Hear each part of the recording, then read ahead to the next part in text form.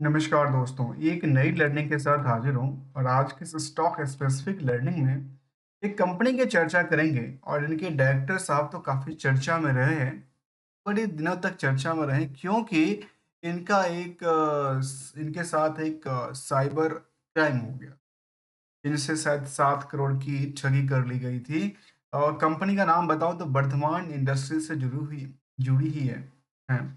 और वर्धमान चर्चा करेंगे आज वर्धमान होल्डिंग को लेकर, जिनका कारोबार है अपने दूसरे कंपनियों में पैसा लगाना इन्वेस्टमेंट के तौर। जहाँ पे वर्धमान ग्रुप की बात किया जाए तो excellent through the cultural innovations the continuous improvement की बात उन्होंने रखी है। इसके अलावा देखा जाए कंपनी को लेकर तो एक करीब करीब 670 yards metrics ton per day की बात करती है फैब्रिक आइटम के अंदर। पूरे के पूरे ग्रुप की इन्होंने वेबसाइट्स मेंशन किया हुआ है। यदि फैब्रिक आइटम में देखा तो 180 metric ton material millions meters की बात करती है, जो कि पर एनम इनका मैन्युफैक्चरिंग है। फाइबर में देखा गया कि 22,000 के का मैट्रिक्स टन्स पर एनम इनका प्रोडक्शंस की बात उन्होंने रखी है। ये तो बेसिकली कंपनी का कारोबार नहीं है। कंपनी जो हम आज डिस्कस करने वाले हैं, जिसका नाम है वर्धमान होल्डिंग्स लिमिटेड, उनका कारोबार है केबल और केबल इन्वेस्टमेंट करना, कहते हैं लैंडिंग एंड इन्वेस्टिंग एक्टिविटी। एक कंपनी बन जाती है, उसके बाद परत दर परत काफी सारी कंपनी आ जाती है और मार्केट में लिस्टेड भी हो जाती है और ओवरऑल सबकी कोई ना कोई एक होल्डिंग भी बन जाती है। जहां तक कंपनी का आज भी बुक वैल्यू के अकॉर्डिंग कंपेयर करें करंट प्राइस तो नियरली करीब 42% ही बढ़ा है इसका बुक वैल्यू से। अर्थात यहां से अभी अंडर वैल्यूड की बात कर रही है। दूसरे वैल्यू की बात करें जिसका नाम है इंट्रिंसिक वैल्यू। इंट्रिंसिक वैल्यू 26,000 से ज्यादा की बात करती है। लेकिन यदि इतनी बड़ी बात कहती है तो कंपनी के पास जो मार्केट कैप है ना, वो केबल और केबल 1560 करोड़ की बात कर। इस कंपनी का स्टॉक प्राइस 5,000 के करीब हो, इंट्रिंसिक वैल्यू 26,000 से ज्यादा की वैल्यू दिखाती हो, जबकि हायर टू हायर कंपनी 5400 के आसपास की रेजिस्टेंस को टच किया था। बॉटम की बात किया जाए तो 2500 के आसपास इनका स्ट्रॉन्ग सपोर्ट की बात। Comparison to the stock P and industrial P के अकॉर्डिंग आज स्टॉक में आज भी करीब करीब 300% कम का आंकड़ा की बात कर। अर्थात यदि से यहाँ से 300% बढ़ती है तो कहाँ पे जाके खत्म होगी? करीब 15,000 रुपये पे जा स्टॉक। कैसा पॉसिबल है जिसका बुक वैल्यू 10,000 हो, इंटरेस्टिंग वैल्यू 26,000 हो। प्रमोटर की होल्डिंग 74%, क्योंकि होल्डिंग कंपनी के तौर पे है। आरओई और आरओसी का बात किया जाए तो करीब 5% से 6% की रिटर्न की बात करती है। डेट्स बिल्कुल जो कंपनी खुद ही निवेश करती नजर आए, वो कर्ज लेके क्या निवेश करेगी, ऐसे भी कई बार मेंटलिटी होती है। और इसके अकॉर्डिंगली करंट रेशो की पार्ट को देखें तो अर्थात ये समझ में आती है कि उन्होंने भर भर के लोन दे रखा है अपनी इंटर कंपनी को, अपने इंट्रा कंपनी के बाद। डिविडेंट भी कंपनी डिक्लेयर करती है और अर्निंग पर शेयर कंपनी 671 रुपये कमाती है। तो चलिए इन सभी परत दर परत आज हम जानने के प्रयास करेंगे कंपनी का, और कंपनी की आने वाली ग्रोथ रेट को लेकर के क्या कहती है। जहां तक चार्ट में देखेंगे तो एक टाइम फ्रेम की बात किया जाता है। एक टाइम से दूसरे टाइम में एक सेम टाइम के हिसाब से लगातार अपनी हायर टू हायर को टच करती है। और जब प्रॉफिट बुकिंग होती है तो लंबी प्रॉफिट बुकिंग होती है। अर्थात यहाँ पे ये कह सकते हैं इनके पास ये एक सपोर्टिंग था, ये एक रेजिस्टेंस बना था, और इसी बीच में अभी फिलहाल झूलती नजर आती है। लेकिन कई सारे सवाल होते हैं कि अच्छा हमने तो यहाँ पे लिया, हमें तो काफी ज्यादा नुकसान हो गया। चाहे यहाँ पे आकर उन्होंने सेंटीमेंट पे बेच दिया या यहाँ पे बिकवाली किया होगा। इनके लिए दोस्तों एक ही रूल की हम चर्चा करेंगे, जिस रूल के बेसिकली भी गोल्डन रूल के साथ हम डिस्कस करेंगे कि आखिर मिनिमाइजेशन ऑफ रिस्क क्या हो सकता है और मैक्सिमाइजेशन ऑफ प्रॉफिट का आंकड़ा क्या क्या है। यदि रिजल्ट की तरफ देखें, सबसे पहले कंपनी के कारोबार तो हमने समझा, रिजल्ट की परत दर परत यदि खोलें तो समझ में आती है कि जून तक में कंपनी के पास जो कारोबार था, वो कारोबार उतना ज्यादा नहीं रहा।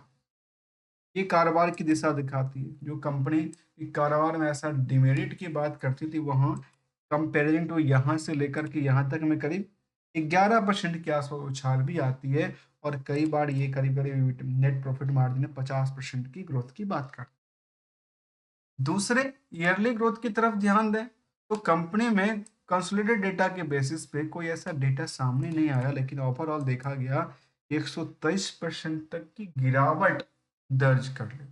इसमें रिवेन्यू मॉडल के वही आंकड़ा यदि आप देखें तो कंपनी का खुद का कोई कारोबार नहीं है। कंपनी का खुद का कोई कारोबार नहीं, जून में 7 करोड़ की टर्नओवर क्रिएट करती है, और सितंबर में जिस अकॉर्डिंग इनको काफी सारा पैसा यहाँ पे देखने को आई थी, क्या यहाँ पे ये 30 करोड़ भी लिए आंकड़े को टच कर पाएगी? ऐसा लगता है कि हो सकता है ये 30 करोड़ की बजाय 35 करोड़ 36 करोड़ के आंकड़ा पहुंच जाए, तो शायद उसके बेसिस पे मार्केट में क्या होगा, एक लंबी कारोबार में बढ़ोतरी देखने को मिल सकती है। जहां तक सवाल है, हमने देखा कि 7 करोड़ के सेल्स पे कंपनी के पास जो प्रॉफिटेबिलिटी की बात कहती है वो 73 करोड़ कहती है, क्योंकि कंपनी के पास करीब 69 करोड़ के आसपास की अदर सोर्स ऑफ इनकम से जनरेट हो सकती। कोई भी इंटरेस्ट की बर्डन नहीं, कोई अदर पार्ट की बात नहीं किया जाता, कोई डिप्रिसिएशन की बात नहीं है। ओवरऑल क्लियर टू क्लियर है। इनका कारोबार क्या है, अपनी दूसरी कंपनी को लोन देती है, निवेश इन्वेस्टमेंट करती है, और वहां से इनके पास पैसे आते हैं। पूरे के पूरे 12 महीने के डेटा की चर्चा किया जाए तो कह सकते हैं कि 45 करोड़ की सेल्स करती है, उसमें करीब उनके पास ऑपरेटिंग प्रॉफिट मार्जिन लगातार अच्छी ग्रोथ लेवल की दर्शाती है, जो कि करीब करीब 88% तक बना के रखे। कई बार तो देखा गया कि 97% तक की ऑपरेटिंग प्रॉफिट मार्जिन उनके पास बचती है। इसके अलावा यदि नेट प्रॉफिट को देखें तो केवल केवल सेल्स के बेसिस पे ये ना आंकड़ा निकल जाती है कि प्रॉफिट कितना हो। प्रॉफिट देखा गया कि 214 करोड़ तक की बात करती है, जो कि कंपनी पहले इससे पहले 2022 में करीब 429 करोड़ तक की बात रखी थी। नेक्स्ट कदम की तरफ रिस्क को देखें तो रिस्क बिल्कुल नहीं हो, क्योंकि कंपनी कोई कोई डेटर्स तो है नहीं। लेकिन यदि आप इनकी कैपिटल को देखें तो केवल 3 करोड़ की बात करती है। रिजर्व इनके पास करीब 3200-3300 करोड़ के आसपास रिजर्व है। उस रिजर्व का यूटिलाइजेशन काफी बेटर है। रिजर्व कहाँ से भरा हुआ है, वो पैसा जाती है निवेश में, सारे के सारे इन्वेस्टमेंट उन्होंने करके रखा है। थोड़ा सा पार्ट इनके पास अदर एसेट्स के अंदर भी 25 करोड़ की आंकड़ा की बात करते हैं, जिसमें शायद इनके पास कैश और कैश इक्विवेलेंट की बात हो सकती है। कैश और कैश इक्विवेलेंट अदर एसेट्स के अंदर देखा गया कि ऐसा हो सकता है हमने अपने इंट्रा कंपनी को उन्होंने लोन एडवांस के तौर पे दिया होगा। ऐसी बातें हो सकती है। यदि पहलू दर पहलू को हम केवल केवल चार्ट ग्राफ को देख लेते हैं तो कहते हैं यहाँ पे जो इनका जो ग्रोथ रेट था एसेट्स को लेकर के लगातार बढ़ी है। और यहाँ पे अच्छी बात ये थी, जो सोचने वाली बात है, यदि आपने संपत्ति को 6% से ज्यादा की वृद्धि दर्ज किया और आपकी लायबिलिटी करीब 45% से ज्यादा गिर जाए, इससे अच्छी बात क्या हो सकती है from the year year basis पे? काफी अच्छी बात कहती है। लेकिन यदि ग्रोथ लेवल की तरफ चर्चा किया जाए तो सेल्स में वैसे तो कोई बड़ी हलचल नहीं थी, लेकिन लास्ट 12 महीने में 533% की ग्रो करती है। प्रॉफिट भी बढ़ती नजर आती है, और स्टॉक प्राइस रिजर्व में लगातार क्या होती है, ऊंचाइयों पे जगह बनाने में कामयाबी हासिल।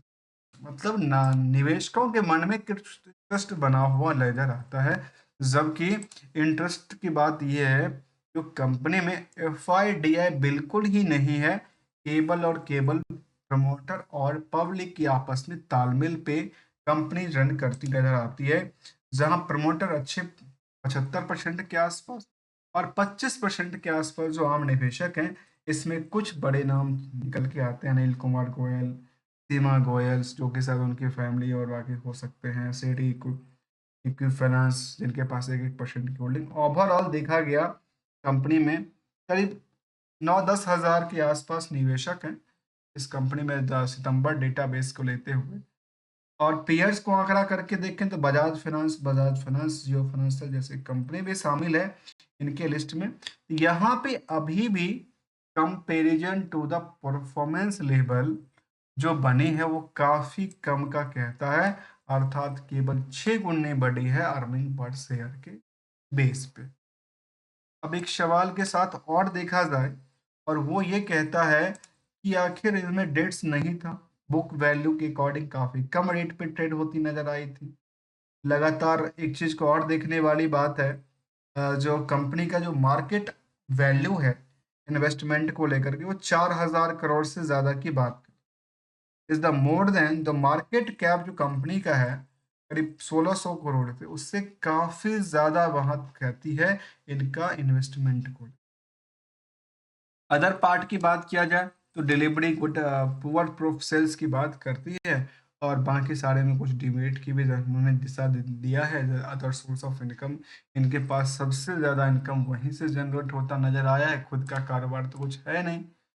अब सवाल इसके साथ साथ एक चीज़ को देखने वाली बात है, पूरे के पूरे हायर टू हायर पे क्या करे अपनी जगह बना रही है। पिछले एक साल में करीब देखा गया कि स्टॉक की परफॉर्मेंस में 73% की वृद्धि दर्ज करती है, पिछले 5 साल में 240% की वृद्धि दर्ज करती है, जिसमें 20% की सर्किट की बात करती बैंड की बात करती है। और बीएसई स्मॉल कैप की कंपनी रही है। स्मॉल कैप की कंपनी में देखिए जो इसमें वॉल्यूम है वो कितने आती है। देखिए आज के मैं वॉल्यूम की बात करूँ इसमें 10, 15, 20 इतना ही लोग इसको क्या कर रहे हैं, क्योंकि क्या है वैल्यू, क्या है वैल्यू के अकॉर्डिंग काफी हाई की बात करते हैं।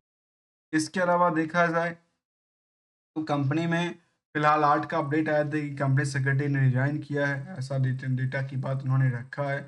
इसके अलावा उन्होंने 8 तारीख को उन्होंने रिजल्ट की पार्ट भी साझा किया है। फिलहाल सितंबर तक की रिजल्ट को यदि देखें, शायद कुछ अपडेट आया होगा तो हम इनको देखें तो शायद कहते हैं जो इसको लेकर क्या कहती है, जरा हम इसकी परत दर परत को भी जरा एक बार खोल लेते हैं। इनकी परत दर परत में कहती है टोनाटन जो स्टूडेंट था वो 13/11 को आएगा। अपडेट की बात उन्होंने रखा है, तो 13 तारीख को एक क्या होगा, एक इम्पोर्टेंट डेट याद रखने वाली बात होगी। यदि मार्केट में रिजल्ट काफी बेटर आता है तो फिर स्टॉक पकड़ने में नहीं आएगी, स्टॉक क्या होगी, पकड़ने में नहीं आएगी। और जहां तक सवाल है इनकी खुद की स्टॉक परफॉर्मेंस ग्रोथ को, फाइनेंशियल सर्विस ग्रोथ को लेकर के, तो कंपैरिजन टू द उससे कंपैरिजन टू द सेंसेक्स इसने इनकी स्टॉक में काफी ज्यादा ग्रोथ लेवल बनी है। और ग्रोथ लेवल के साथ साथ एक गोल्डन रूल को हमेशा डिस्कस करते हैं, क्योंकि मार्केट में यहाँ से लेकर के जब एक लंबी गिरावट दर्ज करती है तो काफी टाइम तक कंसोलिडेट होती रहती है। तो गोल्डन रूल कहता है जब भी लिया उसको न्यूट्रल मानते हैं, और नीचे जब भी जाएगा तो उसमें रिस्क फैक्टर को देख करके उसमें केवल और केवल ऐसे लगाया जा सकता है। अदरवाइज हम आप कोई बड़ी डैम नहीं बना सकते। हम सिंपल शब्दों में समझते हैं, कोई डैम नहीं बना सकते इस फॉलो को, ट्रेंड को चेंज करने के। इसके लिए एवरेज और हेज करना काफी खतरनाक भी कई बार हो सकता है। छोटा मोटा है तो अब किया जा सकता है, बाकी बड़ी के लिए तो नहीं किया जा सकता है। एक जो जिनकी मैं बात कर रहा हूँ वो 2, 4, 5, 10 शेयर लेने वाले लोगों की बात कर रहा हूँ। और इसमें रिस्क फैक्टर हमेशा देखना चाहिए, जिसमें एसएल और एक्सपेक्टेशन जो होती है जो 10%, 20%, 30% ग्रो के साथ, तो प्रॉफिट जब दिखे उसको बुक करते रहना चाहिए, थोड़ा थोड़ा पार्ट करके, जिससे कि आपकी पॉकेट भी भरती रहे और आपका काम भी चलता रहे, एहसास का सामना ना करना पड़े।